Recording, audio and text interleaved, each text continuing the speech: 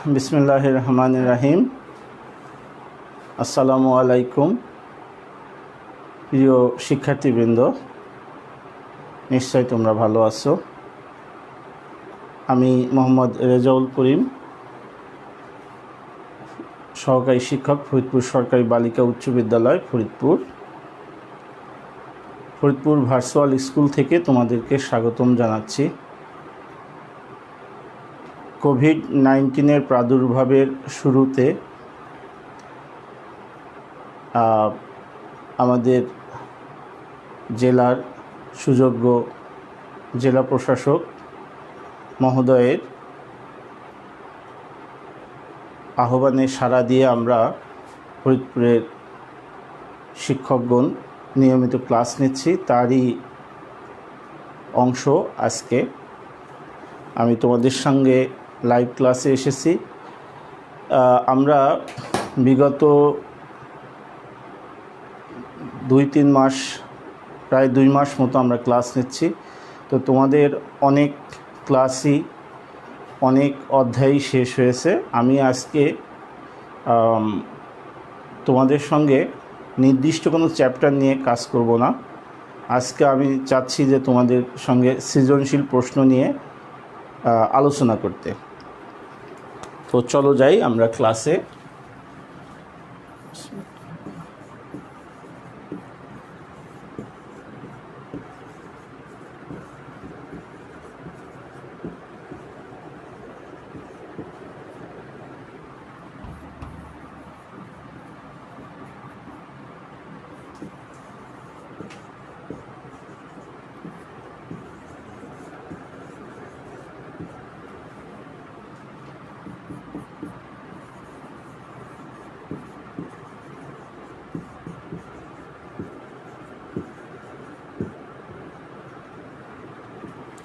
আমি মূলত তোমাদের সঙ্গে সৃজনশীল প্রশ্ন নিয়ে আজকে কথা বলবো। সৃজনশীল প্রশ্ন তোমাদের বইয়ের ভিতরে যে শিখনফল আছে, সেই শিখনফলের আলোকে প্রশ্ন করা হবে। তো আমরা জানি যে গণিতে 3টা প্রশ্ন থাকে। প্রথমে একটা স্ট্রিম থাকে, উদ্দীপক থাকে। সেই উদ্দীপকের আওতায় 3টা প্রশ্ন থাকে, ক নাম্বার, খ নাম্বার এবং গ নাম্বার। ক এর নাম্বার হচ্ছে 2, খ এবং গ দুটোই 4 করে। একটা কথা খেয়াল রাখতে হবে, সৃজনশীল প্রশ্নে এই যে 2, 4, 4 অর্থাৎ ক, খ, গ 10 নাম্বার। মানে গণিত মানেই হচ্ছে অ্যাপ্লিকেশান। গণিত মানেই এখানে তোমার অ্যাপ্লিকেশান হবে। এখানে কোনো জ্ঞানমূলক প্রশ্নের কোনো স্থান নেই। তো চলো যাই, আমরা একটা প্রশ্ন দেখি।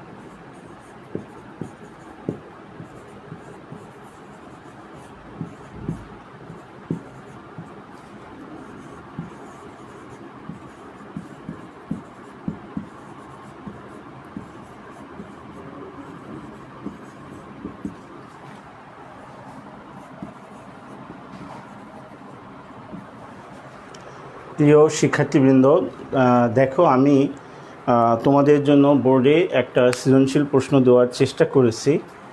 তো আমরা এই প্রশ্ন নিয়ে আলোচনা করব। আমি সম্পূর্ণ প্রশ্ন আমি সমাধান করব না, বাট আমি সমাধান বলে দিব। সেটা হলো যে দেখো, আমরা একটা ধারা দিয়েছি 1+2+4+8+ এত ধারাটির প্রথম n সংখ্যক পদের সমষ্টি দেওয়া আছে 255 এবং 3x + 5y সমান 16, 2x - 7y + 10 সমান 0। একজোড়া সমীকরণ, আমাদের উদ্দীপক শেষ। এখন ক নম্বরে আমি বলেছি যে 2a + 3b সমান 5 এবং 4a + 6b সমান 10 সমীকরণ জোট পরস্পর নির্ভরশীল এবং এদের অসংখ্য সমাধান আছে, প্রমাণ করো।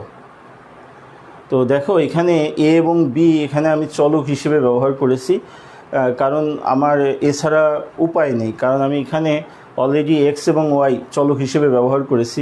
যে কারণে আমি একটু ডিফারেন্ট করার জন্য, আলাদা করার জন্য আমি a এবং b কে চলক হিসেবে নিয়েছি এবং এখানে এক জোড়া সমীকরণ নিয়েছি। 2a + 3b সমান 5 এবং 4a + 6b সমান 10 সমীকরণ জোট পরস্পর নির্ভরশীল এবং এদের অসংখ্য সমাধান আছে, প্রমাণ করো। তোমরা তোমাদের এই 16 অধ্যায়ে প্রথম 16.1-এর প্রথমে যে আলোচনা আছে সেখানে দেখো একটা চার্ট আছে। সেই চার্টের ক্ষেত্রে কিন্তু এই কখন তোমার হয়, নির্ভরশীল হয় এবং অসংখ্য সমাধান আছে সেটা বলে দেওয়া আছে। সেটা যে এখানে a1 হচ্ছে 2 আর a2 হচ্ছে কত, 4। তাহলে এটার a1/a2 সমান হাফ হবে, b1/b2 সমানও হাফ হবে এবং c1/c2 সমানও হাফ হবে। অর্থাৎ a এর চলক, a এর সহগের অনুপাত, b এর সহগের অনুপাত এবং ধ্রুবকগুলোর অনুপাতের মান সমান। এই কারণে আমরা বলবো যে সমীকরণ জোট কী হবে, পরস্পর নির্ভরশীল হবে এবং অসংখ্য সমাধান আছে। আমরা আরেকভাবে বলতে পারি, দেখো এই 1 নম্বর সমীকরণকে যদি আমি 2 দিয়ে গুণ দেই তাহলে কিন্তু দ্বিতীয় সমীকরণটা পাওয়া যায়। 2 4a, এটা 2 দিয়ে গুণ দিলে 6b, এটা 10।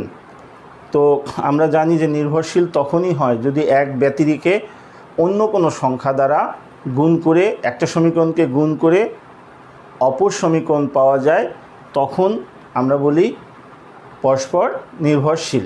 তো এখানে 1 নম্বর সমীকরণকে 2 দিয়ে গুণ দিয়ে 2 নম্বর সমীকরণ পাওয়া যায়, আবার 2 নম্বর সমীকরণের প্রত্যেককে 2 দ্বারা ভাগ করে 1 নম্বর সমীকরণ পাওয়া যায়, অতএব এটা নির্ভরশীল। আর অসংখ্য সমাধান থাকার যে নিয়ম সেটা হচ্ছে যে চলকগুলোর সহগের অনুপাত এবং ধ্রুবকের সহগের অনুপাত।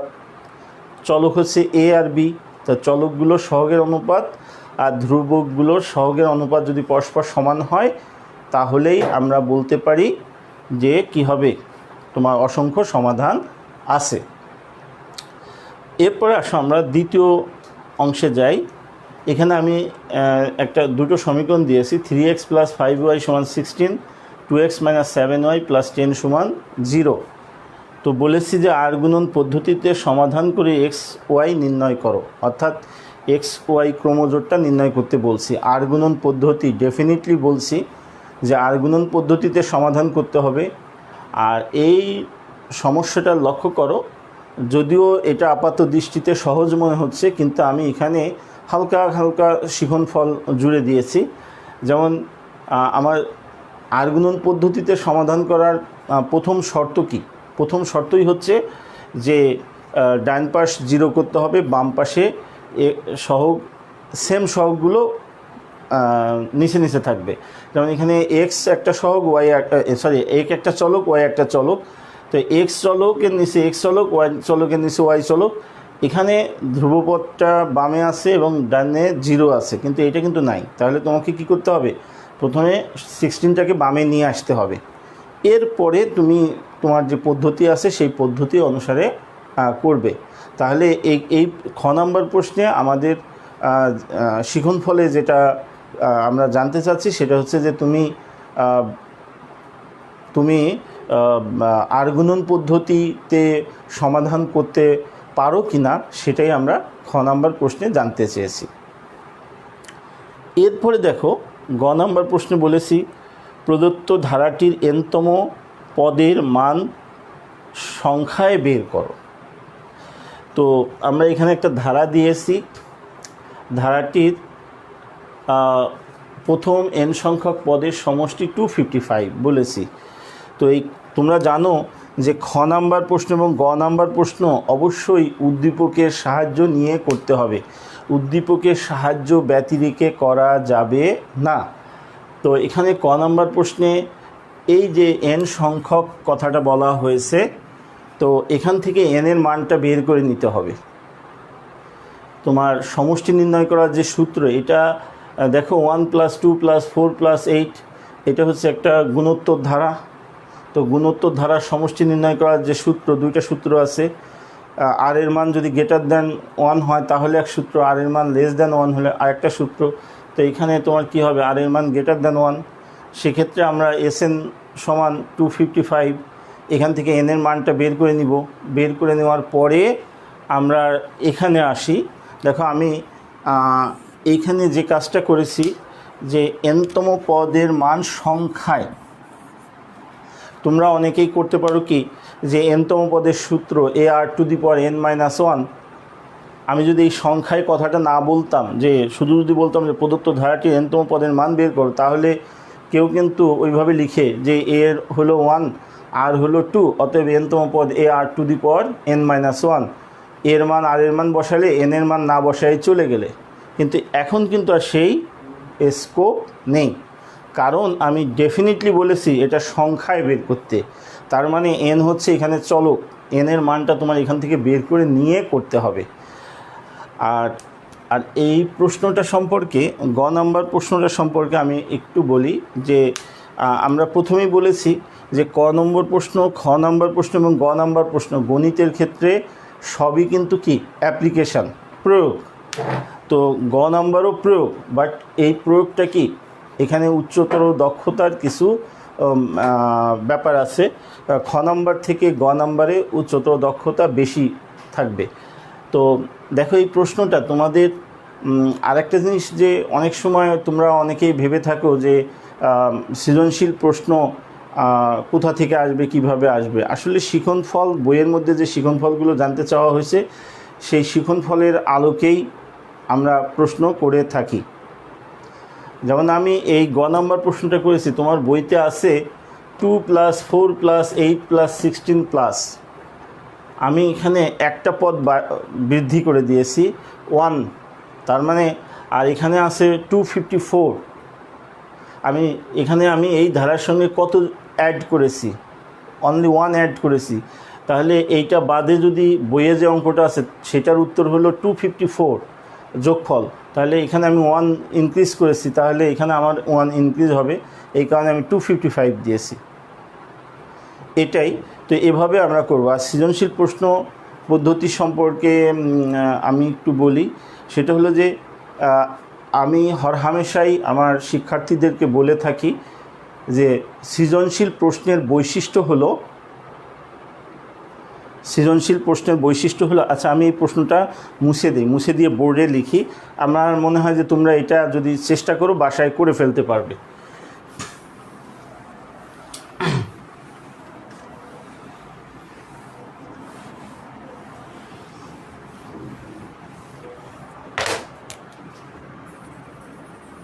আমি এই কথাটা মনে প্রাণে বিশ্বাস করি এবং আমি সবার মাঝে এইটা ছড়াই দিতে চাই। সৃজনশীল প্রশ্নের বৈশিষ্ট্য, এটা একান্তই আমার মতামত। সেটা হলো কি যে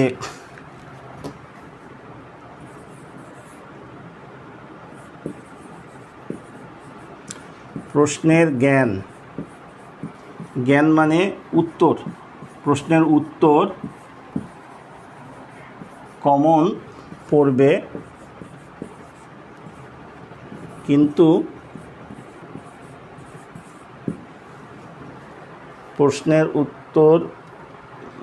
প্রশ্নের জ্ঞান অর্থাৎ উত্তর কমন পড়বে, কিন্তু প্রশ্ন কমন পড়বে না, খেয়াল করো।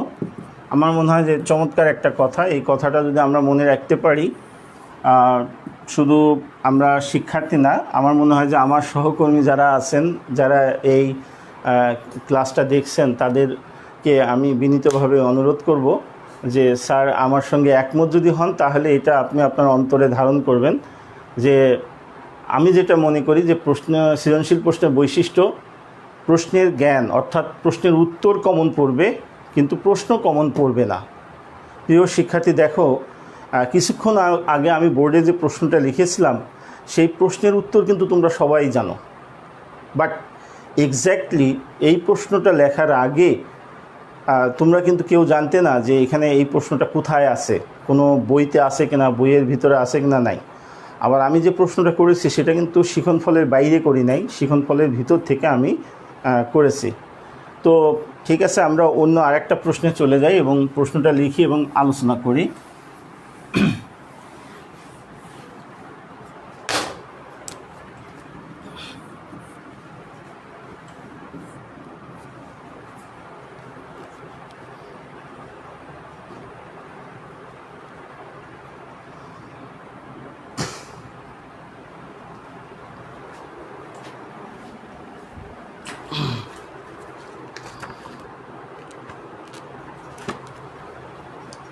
বইটি দাও।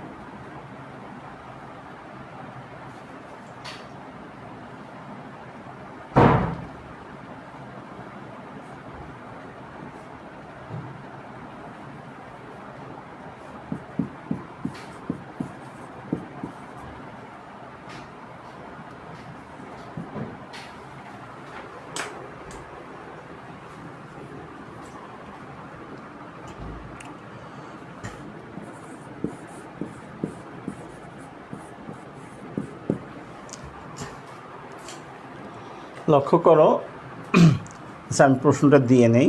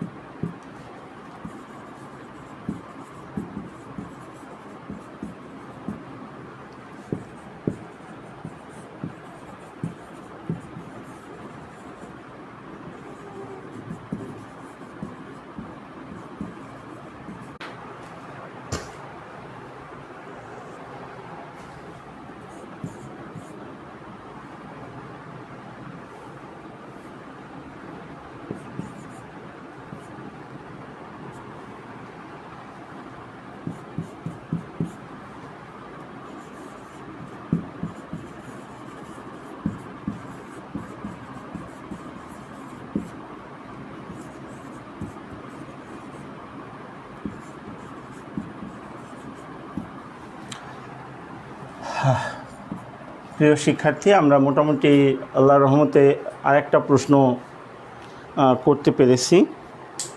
তো সেটা হলো যে আমি এখানে তিনটা সংখ্যা দিয়েছি, তিনটা সংখ্যায় আবৃত্ত দশমিক ভগ্নাংশ। তো আর এখানে আমরা দুটো সেট দিয়েছি। একটা সেট হচ্ছে সার্বিক সেট ইউ, এটা বলেছি এ ই আই 1 2 3 4, আর বলেছি যে এ সমান এক্স, যেন x belongs to N natural number এবং 1 less than or is equal x less than 5, দুটি সেট। এখানে এরা তিনটি সংখ্যা এবং এরা দুটি সেট। এটা হলো আমার উদ্দীপক। এইখানে আমি ক নম্বরে বলেছি, তার মানে আমি প্রথম চ্যাপ্টার, প্রথম অধ্যায় বাস্তব সংখ্যা এবং দ্বিতীয় অধ্যায় মিলায়ে আমি একটা প্রশ্ন করতে চাচ্ছি, তোমরা বুঝে গেছো। তো আমি ক নম্বরে বলেছি যে আর সমান দেওয়া আছে এবং কিউ সমান দেওয়া আছে। বলছি যে আর ইউনিয়ন কিউ এবং আর ইন্টারসেকশন কিউ নির্ণয় করো।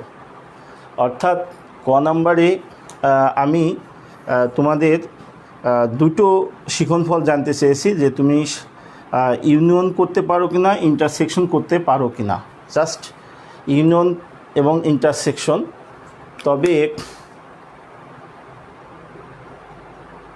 তবে এই প্রশ্নটা একটু ত্রুটিযুক্ত প্রশ্ন হয়ে গেছে, কারণ এমনভাবে আমার প্রশ্ন করতে হবে যে একটা প্রশ্নের মধ্যে দুইটা আস্কিং থাকবে, কিন্তু এখানে একজন শিক্ষার্থী আর ইউনিয়ন কিউ বের করতে পারলো কিন্তু এইটা পারলো না, তাহলে সে এইটার নাম্বার নিয়ে গেল, ওইটার নাম্বার নিতে পারলো না। তো আমার প্রশ্নটা একটু ভুল হয়ে গেছে, আমি সংশোধন করে নিচ্ছি। এটা একটা প্রশ্ন হবে কিন্তু একটা আস্কিংয়ের মধ্যে দুইটা পার্ট থাকবে। তা আমি এক কাজ করি, বলি যে এভাবে জাস্ট দিয়ে দেই আর ইউনিয়ন কিউ। তাহলে আমি আরেকটা সেট নেই, এখানে আরেকটা সেট নিয়ে নেই। এস সমান তোমার দিয়ে দেই, মনে করো 8 9 এই। তাহলে আমি এখানে বলি যে এত, এখন আর সমস্যা নাই, একটা আস্কিংয়ের মধ্যে দুইটা শিক্ষণফল এসে গেছে। আর দিয়েছি, কিউ দিয়েছি, এস দিয়েছি। এখন বললাম যে আর ইউনিয়ন কিউ ইন্টারসেকশন এস নির্ণয় করো। তার মানে তোমার ইউনিয়নও করতে হবে আবার ইন্টারসেকশনও করতে হবে। একটা আস্কিংয়ের মধ্যে দুইটা অংশ আছে, তো এই ইউনিয়ন এবং ইন্টারসেকশন দুটোই করতে হবে। টোটালটা করতে যাবে কিন্তু টোটালটা করতে গিয়ে আমার দুইটা জিনিস জানতে হবে। আচ্ছা, এবারে আসি আমরা খ নম্বর প্রশ্নে। সংখ্যাগুলোকে সদৃশ আবৃত দশমিকে প্রকাশ করো। সংখ্যাগুলো প্রকাশ করে যোগ করো। সংখ্যাগুলো বলতে এই সংখ্যা তিনটা, এদেরকে সদৃশ আবৃত দশমিকে প্রকাশ করে যোগ করো। তার মানে এখানে যে সংখ্যাগুলো আমি নিয়েছি এরা সদৃশ না অসদৃশ, এটা হ্যাঁ, এরা এখানে তিনটা আবৃত দশমিক আছে, এখানে তিনটা, দুইটা, এখানে তিনটা। তার মানে এটা অসদৃশ আবৃত দশমিক ভগ্নাংশ আছে। তোমার সদৃশ আবৃত দশমিক ভগ্নাংশ করতে হবে, তারপরে যোগ করতে হবে। তো এটা তোমাদের শিক্ষণফলের ভিতরেই বইতে আছে, তোমরা করে ফেলবে। এবং আমি বলি যে এখানে যখন আমরা এটা অসদৃশ আছে, যখন সদৃশ করব তখন কি হবে, আমার অনাবৃত্ত অঙ্ক অর্থাৎ দশমিকের ডানে অনাবৃত্ত অঙ্ক এখানে সর্বোচ্চ আছে কয়টা, দুইটা, এখানে আছে কয়টা, তিনটা, আর এখানে আছে কয়টা, একটা। তাহলে আমি যখন সদৃশ করব তখন আমার এই দশমিকের ডানে অনাবৃত্ত অঙ্ক হবে হলো তিনটি। অনাবৃত্ত অঙ্ক হওয়ার নিয়ম কি, সর্বোচ্চ আছে কয়টা, তিনটা, তাহলে তিনটি হবে। আর দশমিকের ডানে আবৃত্ত অঙ্ক কয়টা হবে, আবৃত্ত অঙ্ক হওয়ার নিয়ম কি, আবৃত্ত অঙ্ক হওয়ার নিয়ম হচ্ছে যতগুলো আছে তাদের লসাগুর সমপরিমাণ। প্রথম সংখ্যায় আছে তিনটা, পরেরটাতে আছে দুইটা, তারপরে আছে তিনটা, তাহলে এই যে তিনজন, এই তিনজনের লসাগু কত, 6। তাহলে তোমার সদৃশ করলে এই আবৃত্ত দশমিক অঙ্ক হবে হলো 6টি। তো এইভাবে তোমরা সমস্যাটা সমাধান করে ফেলবে। এরপরে আসো গ নাম্বারে আমরা দিয়েছি যে পাওয়ার সেট অফ এ প্রাইমের প্রকৃত উপসেটগুলো লেখো। পাওয়ার set of A prime, that is আমরা এখানে ইউ দিয়েছি, ইউটা দিয়েছি আমরা তালিকা পদ্ধতিতে, আর তোমার এ দিয়েছি আমরা সেট গঠন পদ্ধতিতে। তাহলে এই এটাকে তুমি সেট গঠন পদ্ধতি থেকে তালিকা পদ্ধতিতে আনবে। এই আনার জন্য তোমাকে 1 নাম্বার দেওয়া হবে। তো তালিকা পদ্ধতিতে যখন আমরা আনবো তখন এখানে বলা হয়েছে যে x belongs to N, N মানে কি স্বাভাবিক সংখ্যা সেট। তাহলে এক্স লেস দ্যান 5, 5 থেকে ছোটো 4, আর 1 থেকে বড় অথবা 1-এর সমান। তার মানে এখানে আসবে এ সমান আসবে 1 2 3 4। এরপরে এ প্রাইম, এ প্রাইম মানে কি সার্বিক সেট ইউ বাদ এ, সেটা সমান হবে আমার এ ই আই। তার মানে তুমি এ প্রাইম বের করলে তার পাওয়ার সেট, তো এ প্রাইমের পাওয়ার সেট। তো এ প্রাইম সেটে এই এ প্রাইমের কয়টা এলিমেন্ট হবে? এলিমেন্ট হবে 3টা। তাহলে পাওয়ার সেট অফ এ প্রাইমের এলিমেন্ট হবে কয়টা? 8টা। সেই 8টার মধ্যে প্রকৃত উপসেট কারা? এই প্রকৃত উপসেট সম্পর্কে তোমার যদি ধারণা না থাকে তাহলে কিন্তু কী করবা, তুমি 8টা লিখে চলে আসবা। আর যদি ধারণা থাকে তাহলে কিন্তু 8টা লিখবা না, একটা বাদ দিয়ে আসবা। ওই এ প্রাইম সমান যে এ ই আই, এই সেটটা বাদ যাবে, অর্থাৎ পাওয়ার সেট অফ এ প্রাইমের প্রকৃত উপসেট হবে হলো 7টি। তো এভাবে আমরা এই সমস্যাটা করতে পারি। এখন আমি একটু এখানে বলি, দেখো তোমরা যে আমি যে উদ্দীপক দিয়েছি সেই উদ্দীপকের আলোকে আমার এই ক নাম্বার প্রশ্নটা, কয়ের কোনো তথ্য কিন্তু আমার খতে বা গতে লাগছে না। খ নাম্বার প্রশ্ন তো সম্পূর্ণ ভিন্ন, গ নাম্বার তো সেটেরই প্রশ্ন। কিন্তু এখানে দেখো আমি ইউনিয়ন এবং ইন্টারসেকশন কাজে লাগিয়েছি। আমার এই A prime, power set of A prime, অর্থাৎ গ নাম্বার প্রশ্ন উত্তর করতে গিয়ে এখানে কিন্তু ইউনিয়ন বা ইন্টারসেকশনের কোনো কাজ নাই। মানে এই এক একটা শিখনফল হচ্ছে এক একটা বস্তুর মতো। তুমি দোকানে গিয়ে যখন একটা বস্তু কেনো তখন সেটার দাম দিতে হয়, 2টা বস্তু কিনলে 2টা দাম দিতে হয়, 3টা কিনলে 3টা। তা আমার শিখনফল হচ্ছে, আমি যতটা শিখনফল তোমার কাছ থেকে জানতে চাবো ততটা শিখনফল কী করতে হবে, শিখনফলে আমার মূল্য দিতে হবে, অর্থাৎ নম্বর দিতে হবে। এখন একই প্রশ্নের মধ্যে, অর্থাৎ এই 10 নাম্বারের মধ্যে এটাতে হলো 2, এটাতে 4, আর এটাতে 4, মোট হলো 8, 10। এই 10-এর মধ্যে আমি কোনো ক্রমেই একই শিখনফল 2বার দিতে পারবো না। এখানে তোমার ইউনিয়ন এবং ইন্টারসেকশন দিয়েছি, এখানে গ নম্বরে এসে আবার ইউনিয়ন ইন্টারসেকশন, না, এটা দেওয়া যাবে না। তাহলে আমার ক নম্বর প্রশ্ন স্বাধীন, খ নম্বর প্রশ্নও স্বাধীন, গ নম্বর প্রশ্নও স্বাধীন। এখন আমাদের এসএসসির যে সিলেবাস, সেই সিলেবাসে প্রত্যেকটা প্রশ্নই কী হবে, স্বাধীন হবে। আরেকটা কথা খেয়াল রাখবে যে এবছর গেল 2020 সালের এসএসসি, 2018 সাল থেকে চালু হয়েছে, 18, 19, 20 এই 3 বছরে এই ক নম্বর প্রশ্নে কোনো সংজ্ঞা থাকবে না। যেমন আমি বললাম যে সেট কাকে বলে, উদাহরণ দাও। এটা হচ্ছে জ্ঞানমূলক নলেজ। এই জ্ঞানমূলক প্রশ্ন ক নম্বরে গণিতে থাকবে না, মাইন্ড ইট। শুধুমাত্র গণিতের ক্ষেত্রে, গণিত বলতে হায়ার ম্যাথ, জেনারেল ম্যাথ এবং ক্লাস 8-এর গণিতের ক্ষেত্রেও, ইভেন আমরা যারা স্কুলে প্রশ্ন করব, আমরা শিক্ষকরাও কি করব, এই ক নম্বর প্রশ্নে সৃজনশীল তোমার জ্ঞানমূলক প্রশ্ন দিব না। দ্যাট ইজ যেমন সংজ্ঞা, অথবা আমার এই উদ্দীপকে আমরা কিছু তথ্য দিয়েছি জ্যামিতির ক্ষেত্রে, দেখো যে তোমাদের বইয়ের মধ্যে আছে, এটাও এখন আর থাকবে না। জ্যামিতির ক্ষেত্রে বইয়ের মধ্যে কিভাবে কি আছে, যে হয়তো 3টা বাহুর দৈর্ঘ্য দেওয়া আছে, 2টা বাহুর দৈর্ঘ্য দেওয়া আছে, একটা কোণের মান দেওয়া আছে। বললাম আমি ক নম্বরে এসে বললাম যে প্রদত্ত তথ্য অনুসারে চিত্রটি আঁকো, এই কথা বলা যাবে না। শুধু চিত্র আঁকার জন্য কোনো নম্বর নাই। হ্যাঁ, তবে ক নম্বরে আমি এভাবে বলতে পারি, জ্যামিতি প্রশ্ন এভাবে বলতে পারি যে একটি বৃত্তের বা একটি